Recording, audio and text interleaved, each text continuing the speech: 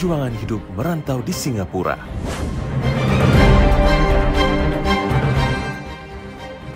Tidak semudah yang dibayangkan.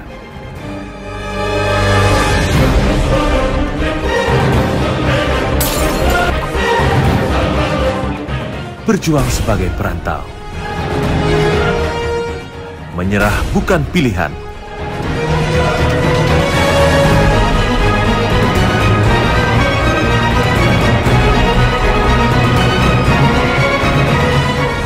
Suka duka Indonesia diaspora lainnya. Motivasi dan nasihat. Hanya di YouTube Dua Rantau. Like and subscribe now. Selamat datang di kabarinews.com. Hari ini kami ada Pak Edi Ongko Wijaya dan Wawan Lee ya dari Singapura. Apa kabar? Baik, Pak. Puji Tuhan, alhamdulillah baik, Pak. Baik. Boleh perkenalkan diri? Singapura ini, Indonesia. Dari Singapura, oke. Boleh perkenalkan diri? Mungkin mulai dari Pak Edi, silakan. Halo, nama saya Edi, lengkapnya Edi Ongko Wijaya, lebih dikenal juga dengan nama Edi Penyet. Jadi mungkin ada beberapa juga yang sudah kenal.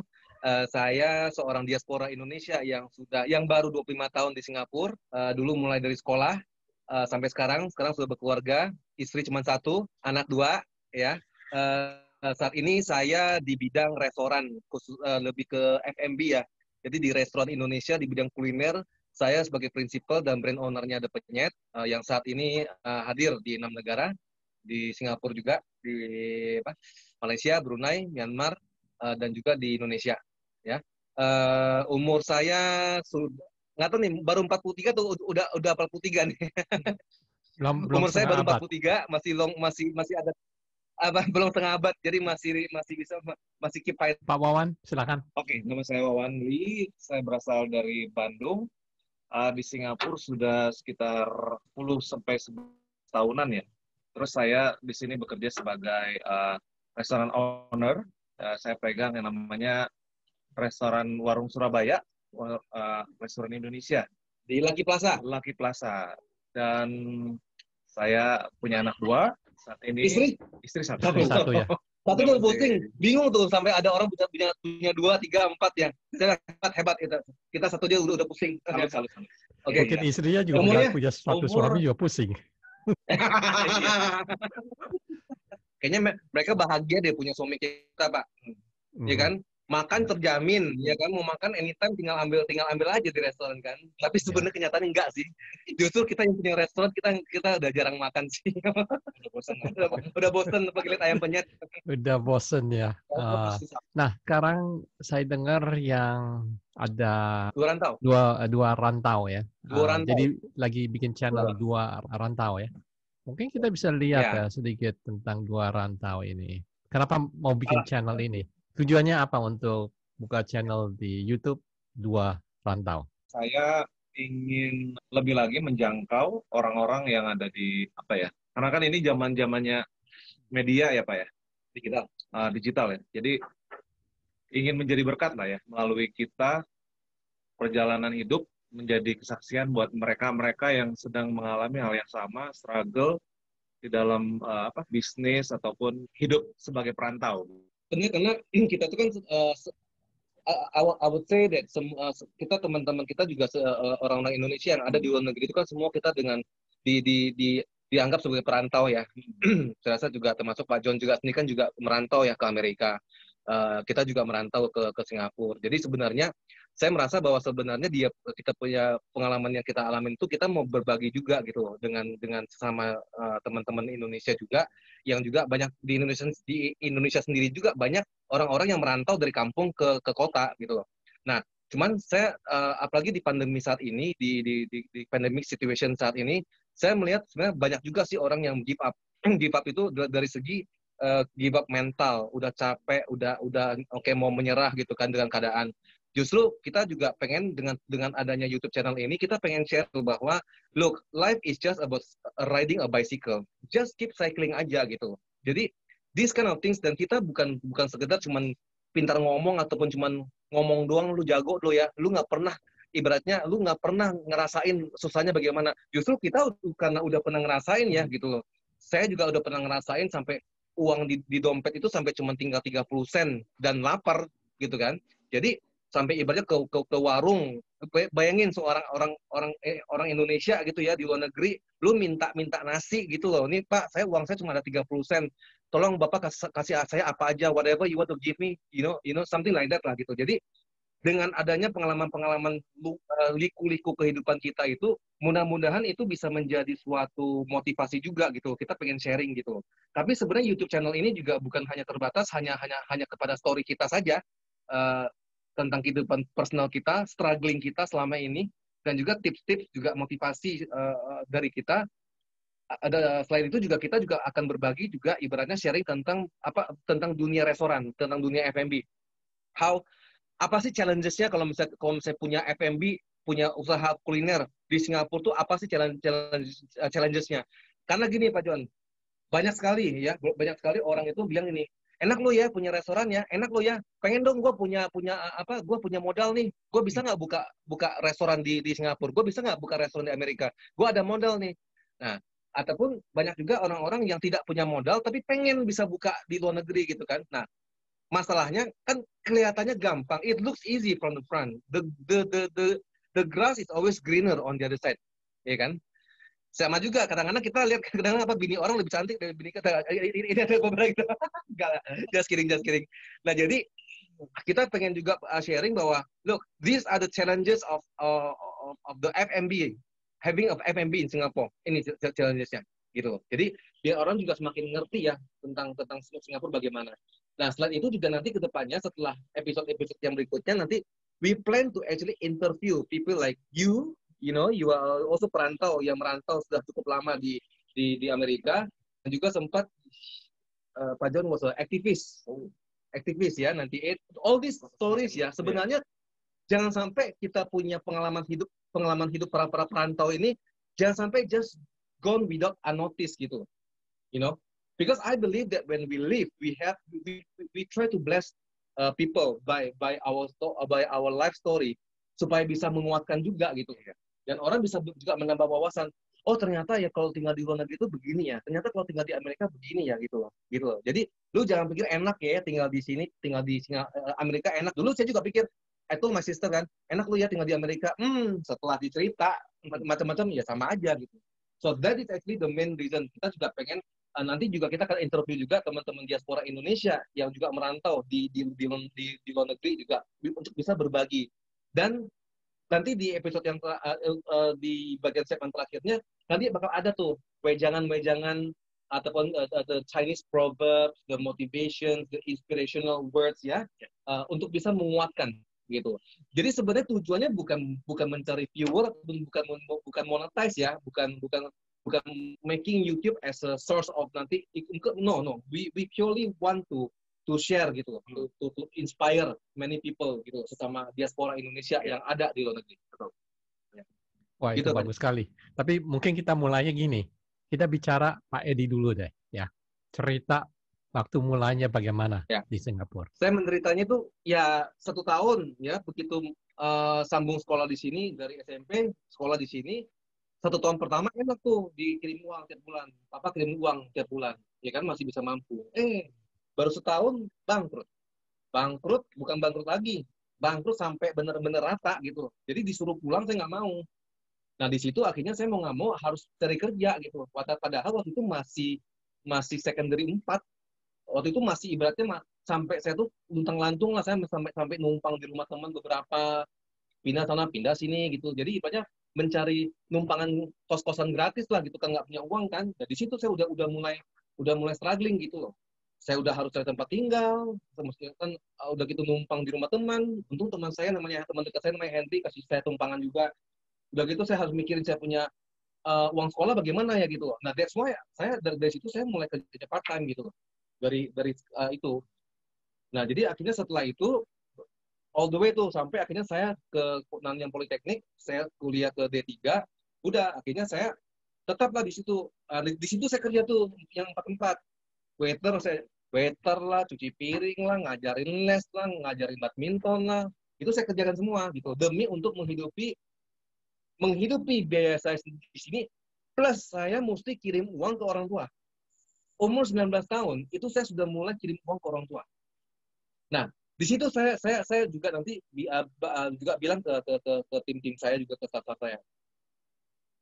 When you nanti kalau misalnya udah gini ya, coba berapapun juga, no matter how rich your parents is ya, try to give them bukan ya, maksudnya kita sebagai anak kita juga mesti kasih uang juga ke orang tua gitu, no matter what gitu. Dan itu tuh akan bagi saya tuh ada berkahnya gitu. Nah jadi makanya saya tuh paling nggak bisa ngeliat anak-anak mami itu ya, yang ibaratnya yang udah uang orang tua dipamerin lagi, padahal uang bapak dia, ya kan, udah gitu pamer lagi. Nah itu saya nggak ada respectnya gitu. Ya, so it's good for us anak-anak itu kita bisa kasih uang ke orang tua, meskipun 50.000 ataupun $5 pun $50 pun nggak apa-apa, $100 pun kasih aja gitu, meskipun mereka nggak butuh gitu. Tapi kadang-kadang itu bisa kita nggak tahu ya. Itu I heard stories from even my friends ya, mamanya sampai nangis karena dia nggak nyangka anak dia itu nakal sekali, akhirnya dia bisa orang kaya gitu, sampai dia ngasih uang 1 juta itu, dia mamanya sampai nangis di dalam kamar, terharu gitu, padahal mamanya nggak butuh uang. So for me one of the key to be successful is itu. Jadi saya umur 19 saya udah mulai kasih uang ke orang tua. Jadi mungkin karena itulah ya. Jadi mungkin karena itu mungkin ya Tuhan memberikan berkat ya. Jadi doa orang tua juga gitu. Jadi perjalanan hidup saya itu di situ. Tapi nggak cuma berhenti di situ. Akhirnya kumpul duit, dimodalin orang buka usaha, ditendang ya. Dan saya udah sharing di episode yang dulu ya, bahwa saya itu ibaratnya usaha kuliner itu sampai sudah berapa kali ya? 3 kali saya kena bukan kena tipu ya, kena tendang gitu loh. Jadi ibaratnya udah partner tuh selalu nggak ini. Ya, tapi ternyata setelah saya perhatikan looking back, I feel that is God's way. Karena kalau misalnya saya itu hari ini saya nggak cerai dengan partner saya itu, hari ini saya masih di bawah keteknya mereka gitu. Jadi nggak bisa grow, berkembang sampai saat ini. Saya juga nggak nyangka lah kalau misalnya hari ini bisa sampai ibaratnya The Penyet itu bisa sampai di 6 negara. Saya tuh nggak nyangka gitu. Dan yang puji Tuhannya yang luar biasa gini, Pak John, saya juga mau sharing ya. That's why I always have live by grace. Live by grace means we depend solely because of grace of God. Ini bukan masalah agama ya. Jadi karena ketika kita menunjukkan bahwa kita hebat, God cannot work. When we feel that we are smart, when we feel that we are strong, feel that we are creative, God cannot work. God's grace can only work when we admit, God, this is you, this is about you. Pandemi saat ini, so many restaurant closed down. Saya juga nggak nyangka bahwa The Penyet malah bulan depan akan buka satu lagi di Singapura, di Pasir Ris. Saya juga nggak, so this customer of mine, regular customer, ya akhirnya kok saya boleh franchise nggak buka di sini. Saya berpikir ini lagi pandemi, Singapura itu juga masih lagi phase 2 ya gitu, social distancing segala macam, tapi malah buka. Dan malah minggu lalu dapat Penyet buka satu lagi di Samarinda, dan omsetnya bagus gitu. Nah, so that is actually the what I call that. Ya seperti kata si Bola, seperti bebek itu loh. Apa kayak Oke, tenang di atas air tenang. Slow tenang, kayak bebek Pak. Padahal di dalam air loh. Ya gitu. So that is my story. So the struggle that I had was ya udah capek lah. Saya kadang-kadang mikir tuh kok bisa ya gitu, sampai ibaratnya kok sampai kelaparan tuh nggak punya duit, gimana sih? Indomie sebulan pernah, ya kan? Ke hawker center punya uang 20 sen, ini bisa nggak kasih saya makan cuma 30 sen gitu kan, jadi begitu. Itu dari saya Pak. Luar biasa, betul. Nah, Pak Wawan, tolong memberi life story-nya. Kalau saya berawal dari ini Pak, saya kerja di gereja. He's a full timer. Saya sebagai main musik dan juga multimedia di gereja, bikin editing video dan website. Tapi bisa berlari ke bisnis makanan itu mungkin bertentangan ya, tapi ya itu hobi gitu loh. Memang gimana ya, dari hobi ya lama-lama kita tekunin dan ya pada itu yang struggle lo. Jadi ketika mau Wawan tuh tahun berapa tuh yang butik over Oh, struggle-nya, oh iya. Yang struggle-nya tuh kalau kita take over itu 2018 ya. Jadi Wawan ini dia take over restoran yang udah running di Singapura. Waktu itu namanya Resto Surabaya. Dia take over dengan harga $20.000. Ya, take over. Jadi restorannya sudah jalan, di take over, bayar $20.000. Iya. Padahal kondisi daripada dapurnya udah amsyong dah. Kondisi dapurnya tuh udah nggak jelas. Aduh. End up dia spend $100.000. Almost $100.000. Almost $100,000 Singapore dollars. Akhirnya spend renovation habis juga akhirnya habis $120.000 ya. Oke, there is struggle. Oke, terus udah gitu pas dia take over nggak diajarin apa-apa, nggak ngerti soal license, nggak ngerti soal caranya to get the restaurant license, the halal license soal macam, langsung di hand over gitu aja. Ini kunci buat lu, that's it. Jadi kayak tiba-tiba ngeblank. Cuma dapat kunci doang. Betul. Karena waktu kita take over di perjanjiannya kan kalau kita take over sebuah restoran kan pasti ada yang namanya dikasih panduan resep gimana cara bikinnya, atau chefnya sendiri pun membantu kita gitu loh. Ternyata chefnya sendiri pun nggak membantu pada kenyataannya, malahan dia mencuri semua resep-resep yang dikasih daripada owner sebelumnya gitu. Jadi ya kita benar-benar wah sangat beban sekali gitu, banyak beban gitu. Akhirnya wah kok kita beli resto yang tadinya ingin ada chef bantu, ternyata kita sendiri yang malah kelabakan sendiri gitu loh. Jadi iya, saya di situ saya pelajarin akhirnya sampai sekarang bisa ada itu karena saya percaya juga itu sama karena anugerah Tuhan juga. Kalau dipikir-pikir, saya ingat waktu awal-awal saya harus bangun pagi, setiap pagi saya harus bikin bumbu, karena chefnya ini yang saya kira membantu ternyata nggak membantu. Dia nggak pernah kasih tahu saya cara bikin ini, cara bikin itu. Akhirnya saya bergumul sendiri, saya bikin dari nol sampai dari scratch ya, dari bahan mentah sampai benar-benar wah. Jadi autodidak, akhirnya jadi auto learning gitu loh. Belum lagi yang saya dengar Wawan juga punya cerita staffnya dia waktu awal, masa ganti minyak Pak, minyak goreng, ganti minyak tiap hari. Padahal minyak masih bagus tuh, diganti tuh tiap hari. Rupanya setelah dicek, karena minyak itu kan kalau bekas di Singapura bisa dijual Pak. Jadi mereka jual tuh minyak tiap hari, padahal tuh masih bagus kan, dijual aja sama dia. Jadi duitnya diambil. Nah gitu. Dijual oleh siapa? Sama staff. Iya. Yang pemasaknya gitu. Iya, juru masaknya ini yang bertentangan dengan kita sebenarnya.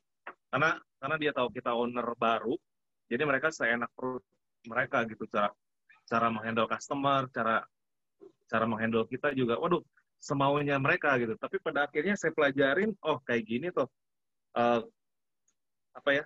Run restoran ini, akhirnya saya udah saya pelajarin semua, tahu, akhirnya udah saya pecat aja chefnya yang belagu-belagu itu. Akhirnya saya pelajari sendiri. Chefnya hanya satu kan, yang sebenarnya yang nakal ya? Tiga orang chef. Oh, ada 3 orang chef. Itu tiga-tiganya dipecat. Dipecat semua. Dipecat semuanya. Ya. Apakah dari Eddie juga dapat bantuan, atau waktu itu belum kenal Eddie? Saya waktu itu udah kenal sama Eddie udah lama, Pak. Cuman ini kenal dari zaman dia masuk full time Betani, malah ini customer saya, Pak. Iya, dia sering makan tempat saya dulu. Kenal. Dan nggak nyangka saya juga tiba-tiba swingnya ke FMB. Swingnya ke FMB juga gitu loh. Tapi kenapa nggak teman gue ya? Iya, nggak tahu. Udah kenal lama Pak, tapi nggak pernah kita nggak pernah dekat sih dulu, nggak gitu sering keluar bareng sih. Tapi apakah Pak Wan minta advice dari Eddie? Iya, pasti. Karena beliau lebih pengalaman dari saya, justru saya. Jadi sekarang Pak Wan ini kan dia ternyata gini, dia tuh dapat hikmat, he got a wisdom from he got a talent, bikin martabak manis Pak, enak banget. Do you miss martabak manis? Pasti ada martabak oke ya, Pak? Martabak Holland martabak Holland ya? Ada nggak di sana? Ada yang jual nggak? Mungkin ada, tapi saya kalau martabak manis masih belum ini. Istri saya kurang suka martabak ya. manis. Saya juga sebenarnya nggak gitu suka manis-manis, Pak. Saya agak kurang suka karena it's a bit too sweet ya for me. Cuman kemarin waktu saya cobain punya dia sih nggak gitu manis gitu loh. Jadi oke, dan wangi sih. Jadi buat penggemar martabak enak banget. Justru saya tuh sekarang lagi mau coba bimbing Wawan ini supaya bisa nanti coba supaya bisa di ekspansi, di franchising kemana-mana gitu loh. Karena justru kalau martabak itu lebih gampang, Pak, pendek kan. Jadi lebih ke premix flour-nya aja sih. Dan mudah-mudahan nanti kan bisa dikirim bisa buka juga di California ya gitu loh. Jadi karena banyak orang Indo ya gitu, dan orang-orang bule kan juga suka pancake ya. Jadi ya hajar aja sih. Iya. Nah, apa yang Wawan belajar dari Edi waktu lagi susah? Pelajarin dari Edi, dia mentalnya, Pak. Mental maju, Pak. Jadi dia nggak pernah give up. Dia teman yang luar biasa. Amin, dia selalu memotivasi saya. Saya nggak mungkin saya nggak ngelihat, mungkin saya hanya melihat dari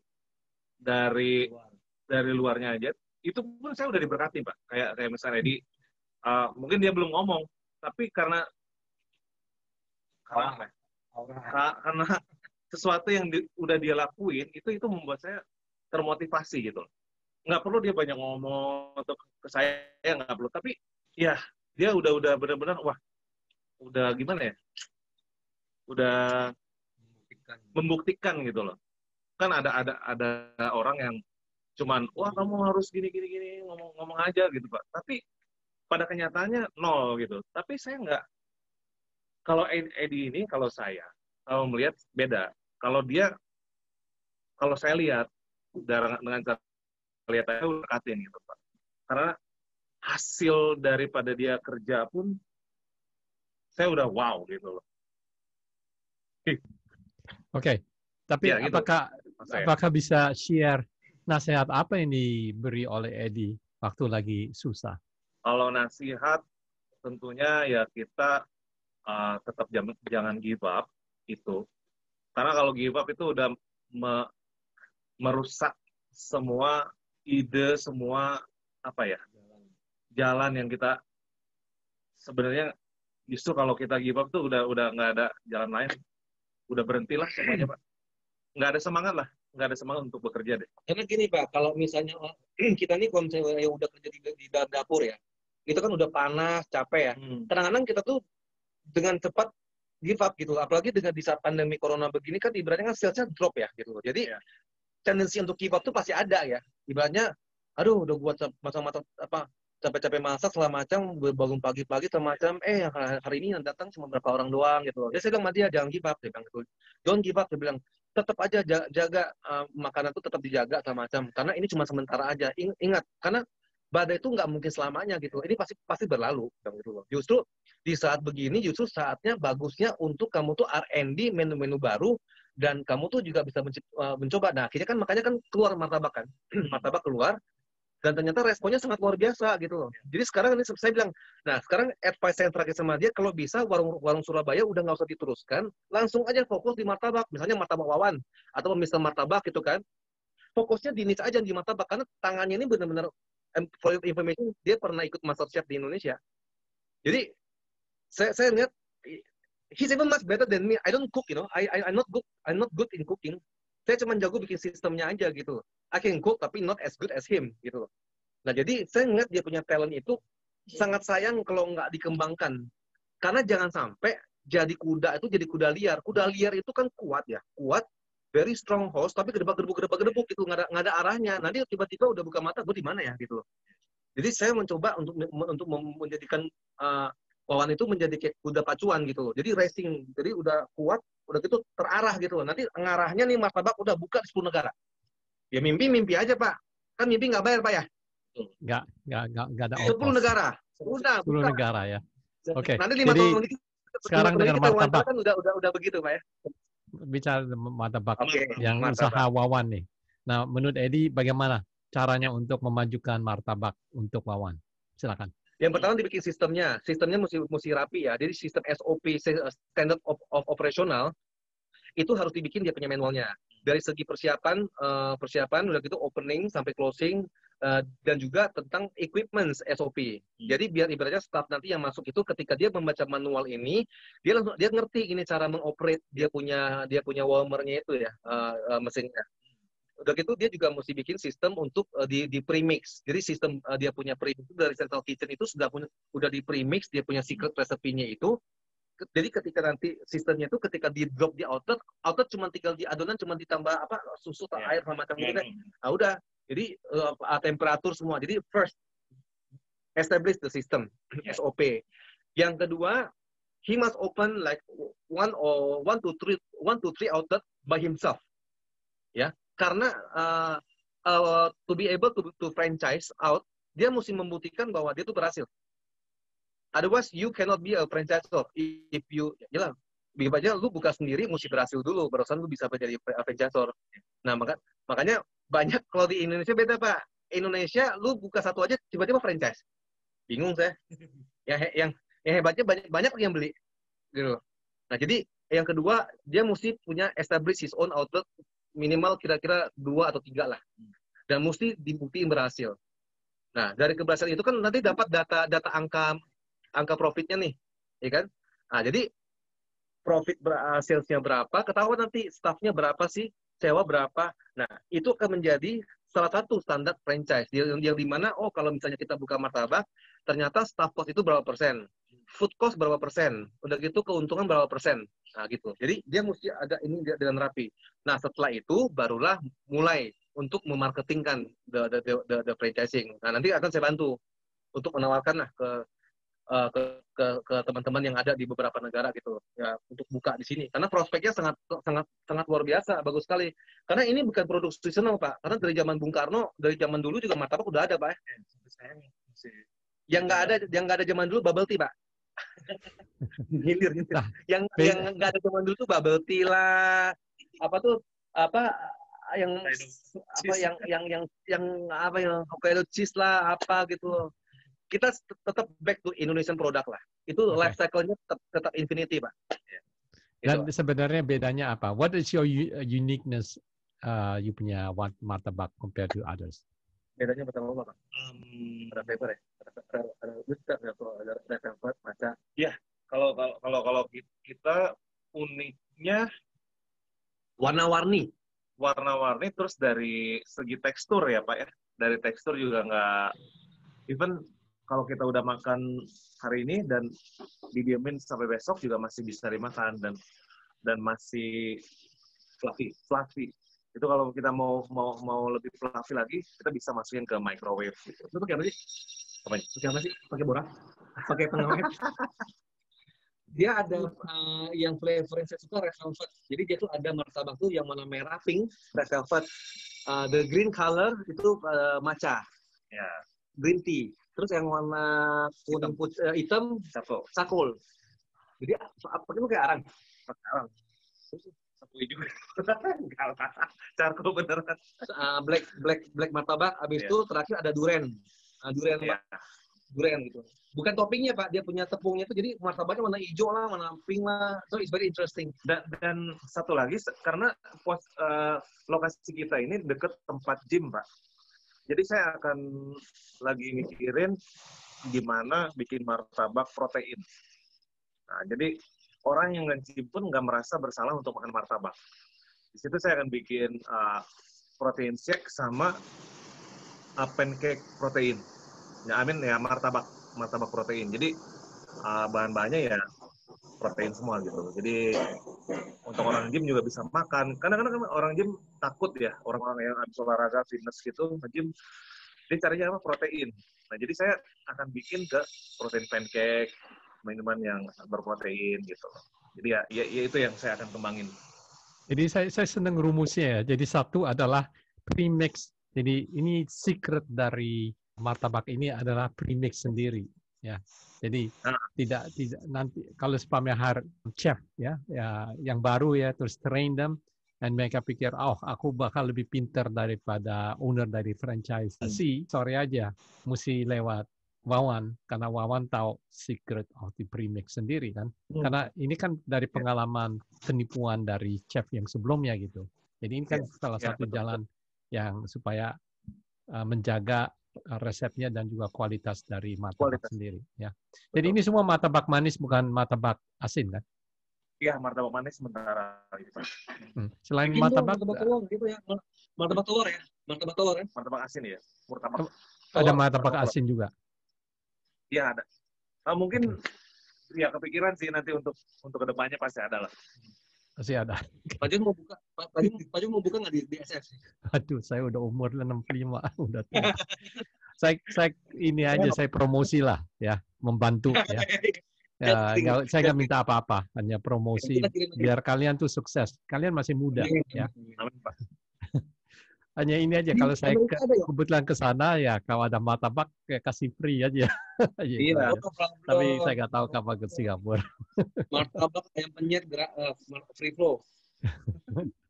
Oke, jadi ini channel yang akan dibikin ya. Sebenarnya memberi inspirasi untuk yang punya restoran, bukan? Nggak cuma tertuju pada pemilik restoran sih ataupun pengusaha restoran sih. Sebenarnya kita mix dengan general. Jadi maksudnya kita lebih ke memberikan inspirasi dan semangat juga sih. Dan juga nanti kita juga memberikan juga informasi pengetahuan juga tentang kuliner Singapura. Jadi kita juga ada campur juga dengan kita mengunjungi kuliner tempat-tempat makan di Singapura yang terkenal. Terus kita juga mengenalkan kuliner apa itu yang enak di Singapura gitu. Jadi sesuai untuk menambah wawasan aja sih. Jadi sebenarnya misinya dari ini channel apa sebenarnya? To give, to inspire, sharing. Jadi memberikan sharing, inspirasi, motivasi, dan menambah wawasan orang.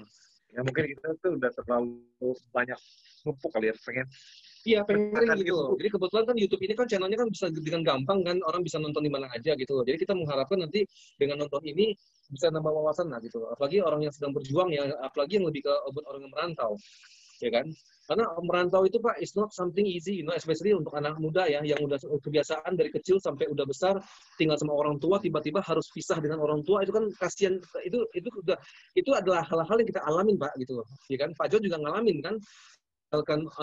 Orang tua sampai harus jauh kan ke Amerika gitu. Jadi biar kita cerita gitu loh. Jadi kalau kamu merantau tuh kayak begini loh gitu loh. Nah, jadi kalau misalnya kan ada juga tuh ibaratnya ada juga orang yang merasa dia bisa merantau, tapi ternyata setelah dia alamin malah dia breakdown. Ya mending jangan gitu loh. Jadi lu mending denger yang pahit-pahit dulu deh. Kalau merantau tuh kayak begini loh. Gitu. Tapi kita nggak cuma hanya membahas topik itu aja, tapi kita juga mix lah dengan kita juga ada jalan-jalan cari makan, kuliner Singapura. Biar tahu Singapura tuh terkenalnya apa aja sih, carrot cake, oyster omelette, chili crab, gitu-gitu. Okay. Dan itu kita juga cerita tentang liku-liku tuh, usaha restoran tuh apa sih gitu loh. Dan kita juga akan menginterview juga teman-teman Indonesia di Singapura juga gitu. Yeah. Biar mereka juga bisa sharing, biar bisa tahu loh perjuangan kita sebagai anak-anak Indonesia itu nggak gampang loh ya, nggak seperti yang dibayangkan. Karena contohnya di Instagram saya ya, itu banyak sekali Pak yang minta kerja. Bang Edi, saya boleh nggak kerja di Singapura, di Malaysia sama macam. Saya bilang aduh, nggak segampang yang kalian bayangkan lah. Jangan mikir dapat dolar enak ya dapat dolar gitu. Kamu nggak tahu perjuangannya bagaimana gitu. Gitu aja sih. Oke. Pesan terakhir dari Edi dan Wawan untuk diaspora Indonesia yang menghadapi COVID-19. Silakan. Oke, kalau dari gini, ya, ini pasti berlalu. This will not stay permanent. Jadi justru like it or not, pergunakanlah waktu ini justru untuk menambah ilmu-ilmu baru yang belum pernah didapat sebelumnya. Apakah itu dari bacaan buku, book reading, yang selama ini mungkin sebelum COVID, ya ibaratnya people are so busy, you don't even have time to read the book. You buy books, but you never read. So this is a good time for you to read books. This is a good time for you to R&D things that you have never done before, or things that you have been wishing since you were young to do something. Apakah itu cooking ataupun merakit bicycle ataupun machine fixing ataupun car waxing, anything. This is a good time. Karena we have all the time in the world now during this COVID gitu loh. Dan yang kedua, kita melihat sisi baiknya lah. Dari segi positifnya juga banyak segi-segi positif yang banyak orang dapatin. Justru dengan begini, you have more time with your family gitu. Spend more time with your family. Ya, make use of the time now. Dan jangan seperti kata Wawan itu, jangan pernah give up gitu loh. Karena do we have a choice? No. So since you don't have a choice, then choose don't give up gitu. Jadi saran saya sih 2 tadi itu ya, this is a good time juga. Dan juga take the positive side bahwa the earth, the nature is healing. Sebenarnya di sini kita juga barusan sadar kan, we have been the virus all this while. We are the virus. Yeah, we dirty the earth. Yeah, we pollute the world. You know. So the earth is healing. Let the nature taking their course. Let the animals regrow. You know, kayak gini. Just take a look at the positive side. Karena saya percaya dengan adanya staying positivity kayak begini, nanti kita akan mendapatkan hasil yang positif. Gitu. Wawan? Stay healthy aja. Stay healthy itu, ya. The best time. Olahraga. Dulu kan nggak sempet ya olahraga. Nggak sempet olahraga. This is the best time to, kalau misalnya takut keluar rumah, buy treadmill di rumah. Ya. Dulu juga saya jalan olahraga pas kondisi kayak gini, waduh saya paksain olahraga. Kalau dari Pak John sendiri bagaimana Pak? Gantian saya interview Pak. Kalau Pak John sendiri apa pesan Pak John about this situation? Spend more time in zooming and helping others. Jadi diaspora Indonesia bisa belajar untuk memajukan sendiri ya. So you guys are one of them ya, untuk memberi inspirasi, never give up. Trio channel ini kan. Karena COVID-19 kan bukan aja di Amerika, yang kena seluruh dunia kan. Memang banyak orang lagi susah ya, tapi ini kesempatan juga untuk kita belajar kayak you said ya. Kita research, kita belajar, we do planning of our life. As you mentioned, spend more time with the family. That's a very good advice. No matter what, kita punya hidup seperti pendulum. Pendulum naik satu, nanti dia ke bawah lagi kan. Dia swing kan. Yeah. Jadi dalam keadaan susah, nanti juga akan balik keadaan baik. Dan ini juga waktunya untuk kita bisa saling bantu. To help each other out. Yang lagi susah, marilah kita bantu. Sebab yang kalau kita bantu pada waktu mereka jaya, itu lain daripada waktu mereka lagi susah. Yeah. Jadi kalau ada teman yang perlu bantuan, inilah waktunya untuk bantu. Itulah nasihat saya. Aduh, saya pengen nangis, Pak. Oh, jangan nangis dong. Oke. Jadi ingat masa dulu, ketika susah nggak ada yang bantu, Pak. Iya, jadi ya justru waktu kita lagi susah dan kita bantu, itu selalu orang ingat. Ya, bukan saja ingat, tapi mereka juga akan sharing ke orang lain. Ya, so hidup kan penuh dengan legacy kan. Kita nggak bisa membawakan harta ya, tapi kita bisa memberi legacy. Ya, legacy seperti Eddie membantu banyak orang untuk buka bisnis ya, jadi sukses, termasuk Wawan. That is your legacy. That's your journey, your life journey. Ya, dan itu yang kita sampaikan. Orang bisa kaya sekali, tapi akhirnya nggak bawa apa-apa. Jadi orang miskin lagi kan kalau udah meninggal. Nggak bisa bawa harta. Tapi yang dia bisa bawa adalah legacy sendiri. Dan salah satu, dan I think you was it you who tell me that YouTube is a channel that once we even it will stay there forever gitu. So we are living that YouTube story kan. Yeah. That's so right. I think you told me before ya. So that's good. Just imagine 500 tahun dari sekarang, you punya whatever buyut, lihat, itu si Eddie itu lagi bicara inspirasi untuk membagikan ke masyarakat Indonesia. Ya, itu salah satu yang I think is one way yang kita bisa bantu adalah memberi inspirasi. Ya, never give up. Things kalau kita ada difficulty itu hanya temporary. Ya, bukan permanent. Dalam hidup selalu kita dapat kesusahan, tapi kita belajar dari kesusahan. Ya. Kita merangkul kesusahan agar lebih hebat. Ya, kita belajar what did we do wrong.